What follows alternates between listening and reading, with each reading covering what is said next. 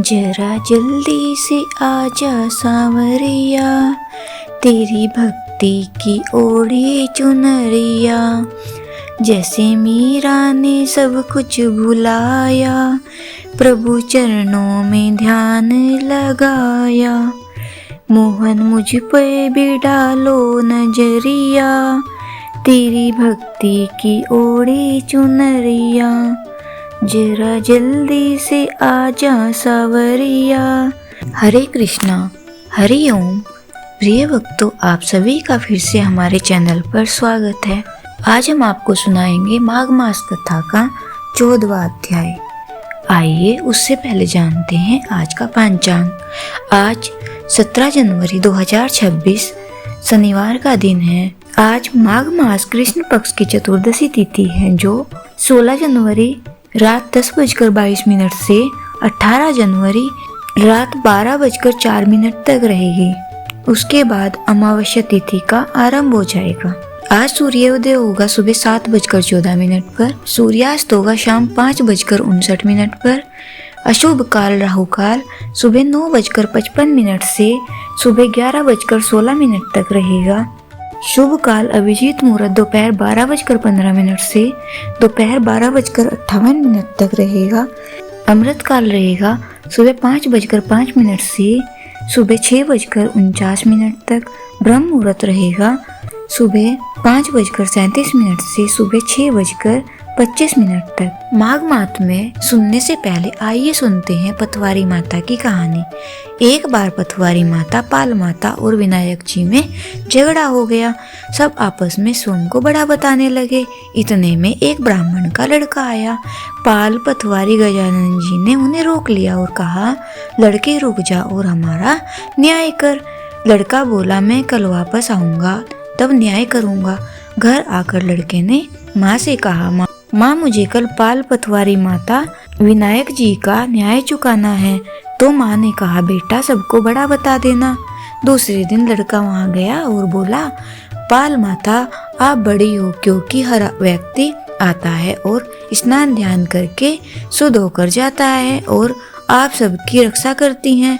हे पथवारी माता आप सबसे बड़ी हैं, क्योंकि कितने ही तीर्थ धर्म ध्यान कर ले पर आपकी पूजा किए बिना उनका कार्य पूर्ण नहीं होता। आप जीवित को भी तारती हैं और मरने के बाद भी उद्धार करती हैं। पथवारी माता पद की धारणी, इसलिए आप बड़ी हो। अब विनायक जी से लड़का बोला, सबसे पहले शुभ काम में आप ही को ही तो मनाया जाता है। आपको ध्याए बिना कोई काम सिद्ध नहीं होता है, इसलिए आप बड़े हो। पाल माता, पथवारी माता, विनायक जी भगवान लड़के की चतुराई से प्रसन्न हो गए और बोले, लड़के तुमने तो हम सबको ही बड़ा कर दिया। उसको सुखी रहने का आशीर्वाद दिया और जौ के दाने उसके अंगोछे में डाल दिए। लड़का सोचने लगा, ये तो घाटे का सौदा रहा। सारा दिन खराब कर न्याय किया और इतने से जौ मिले। उदास मन से घर आकर अंगोछा एक कोने में डाल दिया। माँ ने अंगोछा उठाया तो उसमें से हीरे मोती बिखर गए। तो माँ बोली, बेटा न्याय करके क्या लाया है? लड़का बोला, माँ कोने में जो पड़ा है देख ले। माँ वहाँ गई, देखा हीरे मोती का ढेर लगा है, हीरे मोती जगमगा रहे हैं। माँ अत्यधिक प्रसन्न हो गई। माँ ने बेटे को बुलाया और कहा, बेटा आज तो पाल माता, पथवारी माता, विनायक जी भगवान आज तो हम सब पर प्रसन्न हुए हैं। माँ बेटे बहुत प्रसन्न हुए। हे भगवान, जैसे पाल माता, पथवारी माता, विनायक जी भगवान ने लड़के को दिया वैसा सबको देना। कहानी कहने सुनने हुंकारा भरने वालों को सुख समृद्धि धन न्याय देना। आइए अब सुनते हैं माघ मास कथा का 14वां अध्याय। कीर्तवीर्य जी बोले कि हे विप्र श्रेष्ठ, किस प्रकार एक वैश्य माघ स्नान के पुण्य से पापों से मुक्त होकर दूसरे के साथ स्वर्ग को गया, सो मुझसे कहिए। तब दत्तात्रेय जी कहने लगे कि जल स्वभाव से ही उज्जवल, निर्मल, शुद्ध, मलनाशक और पापों को धोने वाला है। जल सब प्राणियों का पोषण करने वाला है, ऐसा वेदों ने कहा है। मकर के सूर्य माघ मास में गऊ के पैर डूबने योग्य जल में भी स्नान करने से मनुष्य स्वर्ग को प्राप्त होता है। यदि सारा मास स्नान करने में असक्त हो तो 3 दिन ही स्नान करने से पापों का नाश होकर स्वर्ग प्राप्त होता है। चाहे दीन होने से थोड़ा ही दान करें, वह भी धनी और दीर्घायु होता है। 5 दिन स्नान करने से चंद्रमा के सदृश शोभायमान होता है। इसलिए अपना शुभ चाहने वालों को माघ में बाहर स्नान करना चाहिए। अब माघ में स्नान करने वालों के नियम कहता हूँ। अधिक भोजन का उपयोग नहीं करना चाहिए, भूमि पर सोना चाहिए, भगवान की त्रिकाल पूजा करनी चाहिए, ईंधन, वस्त्र, कंबल, जूता, कुमकुम, घृत, तेल, कपास, रुई, वस्त्र तथा अन्न का दान करना चाहिए। दूसरे की अग्नि न तपे, ब्राह्मण दान न ले और मास के अंत में ब्राह्मणों को भोजन करावें और उसको दक्षिणा दें तथा एकादशी के नियम से माघ स्नान का उद्यापन करें। भगवान से प्रार्थना करें कि हे देव, इस स्नान का मुझको यथोक्त फल दीजिए। मौन रहकर इस मंत्र का उच्चारण करें, फिर भगवान का स्मरण करें। जो मनुष्य श्री गंगा जी में माघ मास में स्नान करते हैं वे 4000 युग तक स्वर्ग में ही गिरते हैं। जो कोई माघ मास में गंगा और यमुना का स्नान करता है वह प्रतिदिन 1000 स्वर्ण मुद्रा दान का फल प्राप्त करता है और 1000 कपिला गौ के दान का फल पाता है। इति श्री पद्म पुराण अंतर्गत 4 अध्याय समाप्तम। बोलिए श्री कृष्ण भगवान की जय, विष्णु भगवान की जय। आइए अब सुनते हैं विष्णु भगवान के तीसरे अवतार वराह अवतार की कथा। भगवान की महिमा अनंत है, उनका स्वरूप अनिर्वचनीय है। निर्गुण, निराकार, सगुण, साकार सब उन्हीं का स्वरूप है। फिर भी वे इतने के ही अंदर बंधे नहीं है। बुद्धि जितना सोच सकती है, जितना आकलन कर सकती है और जितना बड़ा काल्पनिक मानचित्र बना सकती है, उसके भी परे, बहुत परे भगवान विराजमान है। मन वहाँ पहुँच नहीं सकता, वाणी उनका वर्णन नहीं कर सकती। सारांश यह है कि हमारे पास देखने और जानने के जितने साधन हैं, केवल उनके ही बल पर हम अनंत काल में भी भगवान को नहीं प्राप्त कर सकते। वे कृपा करके जिस पर अपने को प्रकट कर दें, जिसे अपने दर्शन और अनुभव का अधिकारी चुन ले, वही उनके पास पहुंच सकता है। वेद, शास्त्र और संतों ने प्राय यही कहकर भगवान का वर्णन किया है, परंतु परम दयालु भगवान और उनके भक्त संत कोई न कोई ऐसी लीला किया कि करते हैं जिनके कारण अधिक से अधिक लोग भगवान को जाने और उन्हें प्राप्त करें। इसके लिए स्वयं भगवान भी कई बार अवतार ग्रहण करते हैं और संतों निरंतर इन्हीं प्रयत्नों में रहते हैं। उनके लिए भगवान के ज्ञान, चिंतन, स्मरण और दर्शन आदि के अतिरिक्त कोई काम नहीं रहता। वे स्वयं भगवान का स्मरण करते रहते हैं और उनकी प्रत्येक चेष्टा ऐसी होती है जिससे लोग आनंद स्वरूप भगवान के स्मरण, चिंतन आदि में लगकर इसी दुख में संसार से मुक्त हो जाएं। ब्रह्मा के मानस पुत्र सनक, संदन, सनत कुमार आदि चारों भाई भी इसी श्रेणी के संत हैं। जब ब्रह्मा की मोह, महामोह, 5 पर्वों वाली अविद्या दूर हो गई, तब उन्होंने निर्मल अंतकरण से उनकी सृष्टि की थी। ये जन्म से ही परम विरक्त भगवान के स्मरण में मस्त और परम ज्ञानिष्ठ हैं। उनकी अवस्था सर्वदा 5 वर्ष की ही रहती है। ब्राह्मी शक्ति अर्थात सरस्वती ने इन्हें स्वयं संपूर्ण विद्या, उपासना पद्धति एवं तत्व ज्ञान का उपदेश किया है। इन सब के अध्ययन, तपस्या, शील, स्वभाव एक से ही हैं। इनमें शत्रु, मित्र तथा उदासीनों के लिए भेदभाव का स्थान नहीं। संसार के सुख, दुख, हानि, लाभ आदि इनका स्पर्श नहीं कर पाते। इनके मुख से निरंतर भगवान का और इनके श्वास श्वास में हरि शरणम मंत्र का उच्चारण होता रहता है। इनके संकल्प से, इनकी सन्निधि से, इनकी उपस्थिति से जगत में सुख, शांति और आनंद का संचार होता रहता है। इन लोगों की लीला भी भगवान को ही भगवान की ही लीला की भांति जगत के हित के लिए ही होती है, या यूं कह सकते हैं कि भगवान से अभिन्न होने के कारण इनकी लीला भी भगवान की ही लीला है। एक दिन इन्होंने सोचा कि आज वैकुंठ में चले और वहां भगवान का दर्शन करें। यही तो इस जीवन का फल है कि अंतःकरण में भगवान के अनंत स्वरूप और अनंत कृपा का अनुभव करके विह्वल होते रहें। वाणी से उनके आंखें उनकी अनूप रूप मधुरी और आंखें उनके अनूप रूप माधुरी को पी पीकर मदमाती रहें। बस सोचने भर की तो देर थी, संकल्प करते ही वे वैकुंठ में पहुंच गए। उनके शरीर साधारण मनुष्य शरीर तो थे, दिव्य शरीर थे, सिद्ध शरीर थे। उन्हें कहीं पहुंचने में रुकावट नहीं थी। भगवान का लोक परम दिव्य है। भक्तों का कहना है कि वह प्रकृति से परे अप्राकृत सामग्रियों से बना हुआ है। त्रिगुणमयी माया के दोष गुण वहां पहुंच नहीं सकते। वहां के वृक्ष, लता, भवन, कुएं आदि भी यहाँ की अपेक्षा चिन्मय हैं। वहां अमृत की नदियां बहती हैं, प्रेम के बादल अमृत की बूंदें बरसाते हैं। वहां के निःश्रेयस वन में आनंद के ही फल फूल लगते हैं। सत्य, दया, क्षमा आदि मूर्तिमान होकर वहाँ के निवासियों की सेवा करते हैं। वहाँ के सभी निवासी श्याम वर्ण पीताम्बरधारी, चतुर्बाहु और शंख चक्र गदा पद्म धारण करने वाले होते हैं। वहाँ भूख, प्यास, ईर्ष्या, द्वेष जा नहीं सकते। जन्म और मृत्यु प्रवेश नहीं करते। उसके कभी प्रलय महाप्रलय होते नहीं। वह भगवान का नित्य धाम है, भगवान का लीला लोक है।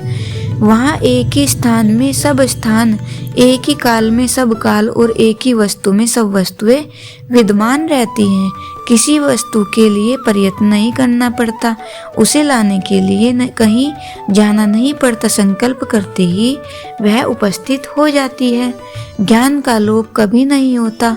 सभी वस्तुओं में वहाँ भगवान के दर्शन होते रहते हैं। वहाँ भगवान व्यापक होने पर भी एक स्थान में रहते हैं और एक स्थान में रहने पर भी व्यापक रहते हैं।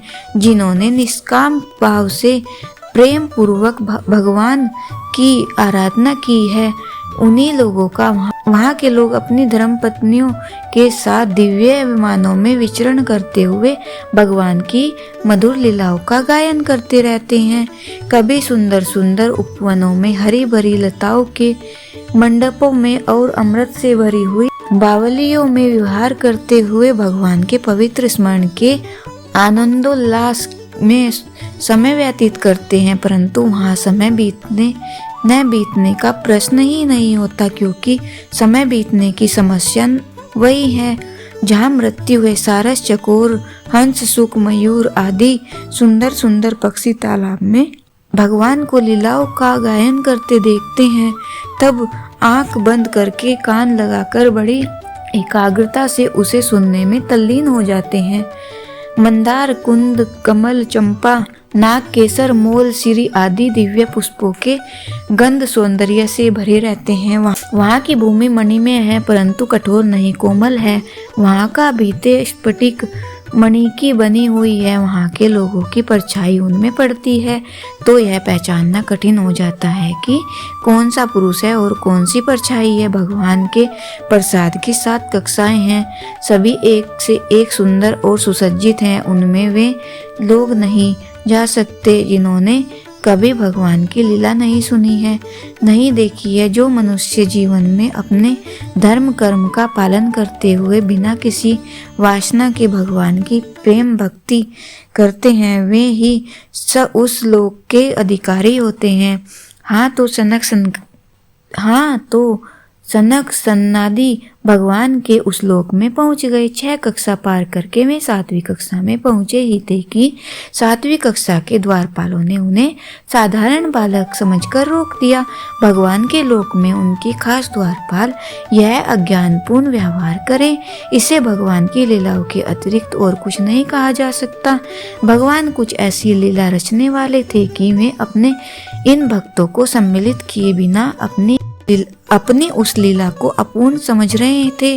उन्हें संसार में आना था, सबके लिए अपने को सुलभ कर देना था, तो यह काम भक्तों को निमित्त बनाकर ही करना चाहिए। भगवान की इच्छा भी भक्तों की इच्छा के अधीन है। इधर तो जय विजय नाम की द्वारपालों के मन में भेद बुद्धि हुई, बिना आज्ञा के जाने की चेष्टा करने के कारण सनकादिकों के द्वारा उन्हें अपने अपमान का अनुभव हुआ और उन दोनों ने ही डांटकर कहा, भगवान के धाम में ऐसी धांधली कर रहे हो, हमसे पूछकर जाना चाहिए था। हमारी इच्छा होती तो हम तुम्हारे जैसे नंगे बालकों को जाने की आज्ञा देते या नहीं देते। उन्होंने उन्हें केवल डांटा नहीं, बेत लेकर रोक भी दिया। दूसरी ओर उन परम ऋषियों के चित्त में, जिसमें सारे संसार का प्रलय हो जाने पर भी क्षोभ या विकार नहीं होता और न हो जाने की संभावना है, द्वारपालों के इस व्यवहार से क्षोभ हो गया। कहा नहीं जा सकता कि यह अपने प्रकट होने के लिए लीला प्रिय भगवान की ही एक लीला थी, अथवा भगवान को प्रकट कराने के उस लोकोपकारी संतों की लीला थी। परंतु इतनी बात निसंदेह कही जा सकती है कि यह एक लीला थी, और वह चाहे जिसकी रही हो, संत और भगवान में भेद न होने के कारण एक ही बात थी। ऋषियों ने द्वारपालों को फटकारते हुए कहा, अरे तुम कौन हो? भगवान की आराधना से इतने ऊंचे स्थान पर आ गए हो, फिर भी तुम्हारे स्वभाव की विषमता नहीं मिटी। तुम्हारी भेद बुद्धि बनी हुई है।